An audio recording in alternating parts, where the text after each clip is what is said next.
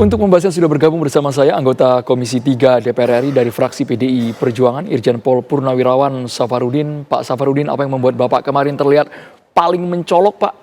Paling geram, mencecar Kapolresta Sleman dan Kajari Sleman, Pak Safarudin.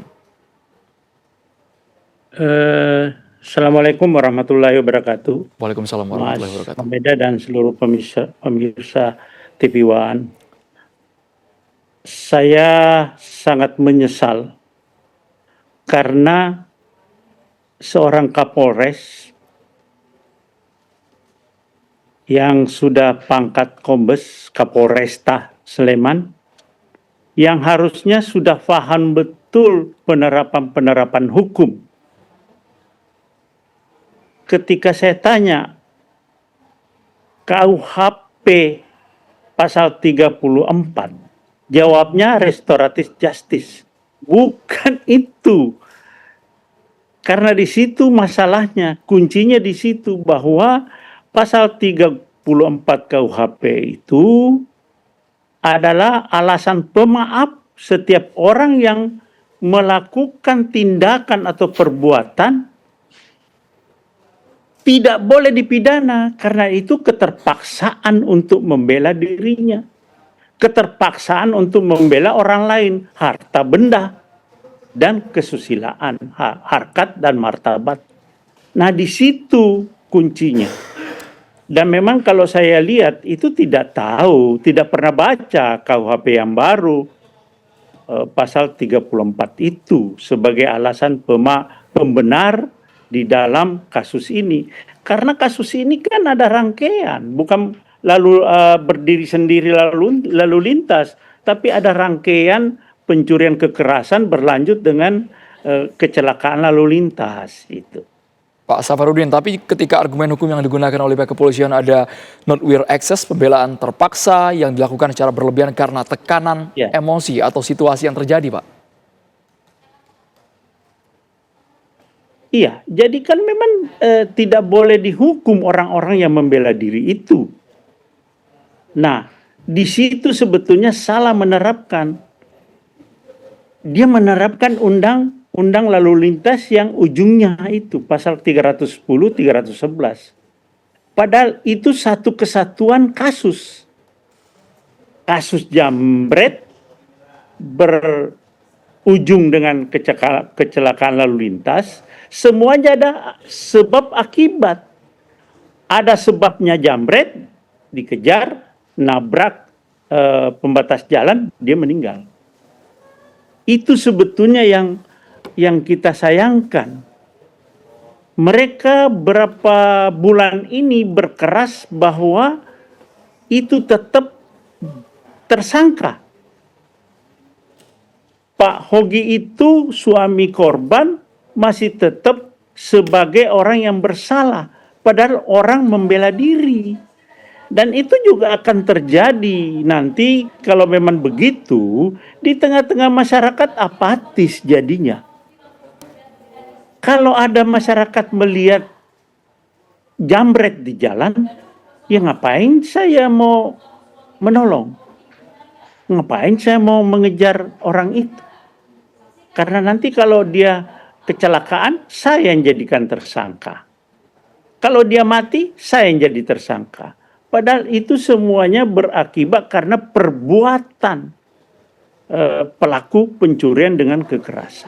Pak Safarudin, saat ini kan kasus sudah di kejaksaan, Pak Safarudin. Kasus sudah di kejaksaan, menurut Bapak peluang restoratif justice-nya apakah masih besar mengingat kemungkinan besar dari pihak keluarga pejamret meminta tali asih atau ganti rugi, Pak? Ini yang saat ini sedang ramai diperbincangkan. Ya, jadi itu. Ketika itu restoratif justice, pertama, berarti kita mengakui bahwa Pak Hogi itu yang sebagai korban, dia berarti bersalah. Dan ini sangat berbahaya untuk efeknya ke depan.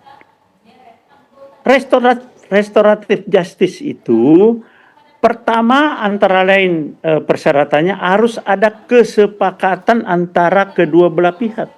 Nah, kedua belah pihak ini pasti yang merasa melapor itu sudah mulai kan minta biaya pengembalian jenazah, penguburan, dan lain-lain. Dan itu bisa menjadi ajang pemerasan. Minta dana yang cukup tinggi nanti. Karena dia merasa di atas angin. Dia merasa percaya diri. Karena dia yang harus mengajukan ganti rugi kepada Pak Hogi itu. Padahal sebenarnya Pak Hogi itu tidak bersalah. Kalau kita terapkan restoratif justice, berarti Pak Hogi itu salah. Saya katakan tidak salah. Harus dihentikan penyidikannya demi hukum. Berarti Pak Safarudin melihat aparat penegak hukum belum bisa menyerap dan juga menerapkan aturan KUHP yang saat ini sudah berlaku, Pak. Sehingga bisa menangkap, kemudian mentersangkakan orang dengan cepat. Iya. Makanya kan kemarin awal-awal saya tanya, Pak Kapolres sudah berapa tahun jadi Kapolres? Sudah 1 tahun. Sebelum jadi Kapolres, sudah di asesmen atau belum? Sudah, tetapi pada Kapolres sebelumnya, waktu dia AKBP. Yang seharusnya setiap jabatan, mutasi jabatan harus di asesmen dulu. Karena mungkin Kapolres yang sebelumnya tidak terlalu besar tantangannya, masuk di Polresta Sleman, tantangannya cukup besar, cukup rumit, sehingga terjadi seperti ini. Karena di asesmen itu harus kelihatan di situ bagaimana kompetensi orang-orang yang akan menjadi Kapolres. Di situ multi tools dan multi asesor.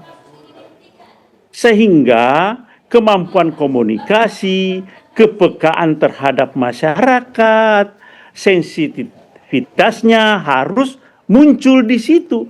Kalau itu tidak ada, pengawasan juga, kalau itu tidak ada berarti tidak memenuhi syarat untuk jadi Kapolres. Saya khawatir, Kapolres Pak Safarudin. Saya dan juga mungkin masyarakat khawatir kalau aparat penegak hukum tidak bisa menerapkan pasal itu secara baik. Takutnya kami menjadi korban, Pak, dikriminalisasi. Mungkin kasus Hogi yang viral, Pak. Yang nggak viral nggak tahu kita, Pak, di luar sana. Ya, betul, betul. Dan itu berapa bulan lalu juga terjadi di Muara Jambi. Guru yang mendidik, menegur kepada muridnya dijadikan tersangka juga oleh polisi. Ini makanya nanti kita akan berkoordinasi terus dengan fungsi reserse. Kita ini kan ada panja reformasi Polri, Kejaksaan, dan pengadilan. Supaya penerapan hukum ini bisa berjalan dengan baik. Perilaku-perilaku penegak hukum ini jangan terjadi penyimpangan-penyimpangan. Kalau di Polri itu kan yang paling besar memberikan citra Polri jadi rusak itu karena dari penegakan hukumnya. Kalau yang preventif, preemptif, itu berjalan dengan baik. Tapi yang menyumbangkan adalah penegakan hukum yang seperti ini. Makanya kita akan memberikan rekomendasi nanti bagaimana Polri ke depan harus betul-betul menjalankan reformasi itu, melakukan perbaikan-perbaikan di Polri. Jadi menurut Pak Safarudin posisinya bukan masalah benar atau salah, tapi keadilan. Dan tidak adil itu ya Pak Safarudin ya? Iya. Tidak adil. Jadi kita sekarang ini tidak boleh mengatakan saya akan memberikan kepastian hukum, nanti di pengadilan dibuktikan. Keadilan yang harus kita utamakan. Jangan berdalih kepastian hukum, orang itu kan sudah sekian lama nanti jadi menderita, dibiarkan padahal dari awal penyidiknya sudah keliru. Masa kita mau biarkan? Ingat, kita harus mengingat itu. Bahwa lebih baik membebaskan 1.000 orang daripada menghukum satu orang yang tidak bersalah. Baik, jadi dalam kasus Hoki Minaya, menurut Bapak penyelesaiannya, ujungnya bagaimana ini Pak? Ujungnya kesepakatan dengan Komisi 3 kemarin, semuanya sudah tanda tangan. Itu Ketua Komisi, Kapolres Sleman, dan Kajari Sleman itu sepakat itu dihentikan demi hukum. Jadi karena ini sudah ada di kejaksaan, ya kejaksaan Kajari Sleman harus mengeluarkan SKP2, Surat Ketetapan Penghentian Penuntutan. Tanpa Gitu. ada embel-embel tali asi lagi Pak ya? Ya kalau tali asi bukan demi hukum. Oke. Itu kalau pakai tali asi itu namanya penyelesaian melalui restoratif justice. Yang harus ada kesepakatan antara kedua belah pihak, dan itulah yang menimbulkan tali asi, tuntutan ini, tuntutan ini. Itu Baik. tidak ada lagi itu. Dan kita akan kawal dari Komisi 3. Pesan Pak Safarudin untuk semua penyidik aparat kepolisian agar tepat dan juga sesuai dalam penerapan hukum dengan KUHP yang baru ini Pak Safarudin. Silakan. Ya, saya mengharapkan penempatan Kapolres itu harus betul-betul mempedomani asesmen yang sudah ada di Polri. Yang kedua, memang harus punya kompetensi terhadap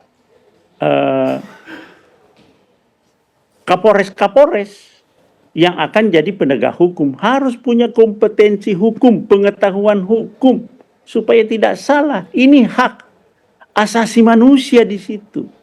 Sangat berbahaya kalau salah. Bayangkan saja kalau ini terus, bagaimana dampaknya terhadap anak keluarganya, anaknya, istrinya. Dia harus menjalani persidangan yang cukup, hukumannya cukup berat itu, 12 tahun. Karena menyebabkan orang mati. Nah, saya minta perilaku-perilaku Polri, khususnya penyidik, penegak hukum, harus membenahi diri. Punya kompetensi dan punya perilaku, punya hati nurani. Yang benar jangan disalah-salahkan, yang salah jangan dibenarkan. Itulah saya katakan, Polri ini harus membenahi kultur terutama. Perilaku penyidik harus diperbaiki. Saya tidak tahu apakah nggak ngerti KUHP atau sengaja tidak ngerti. Nah ini kan lebih berbahaya lagi kalau sengaja tidak ngerti bahwa ada pasal 34 KUHP. Ini Terima kan kasih banyak. luar biasa pelanggaran yang harus diterima masyarakat. Baik, terima kasih banyak. Irjen Pol Ya. Purnawirawan Safarudin, anggota Komisi 3 DPR dari fraksi PDI Perjuangan, sudah bergabung di Kabar Petang. Terima kasih. Assalamualaikum warahmatullahi wabarakatuh. Waalaikumsalam warahmatullahi wabarakatuh. Pemirsa, kebakaran hebat melanda ruko di wilayah Kecamatan Rengel, Kabupaten Tuban, Jawa Timur. Selengkapnya sesaat lagi di Kabar Petang.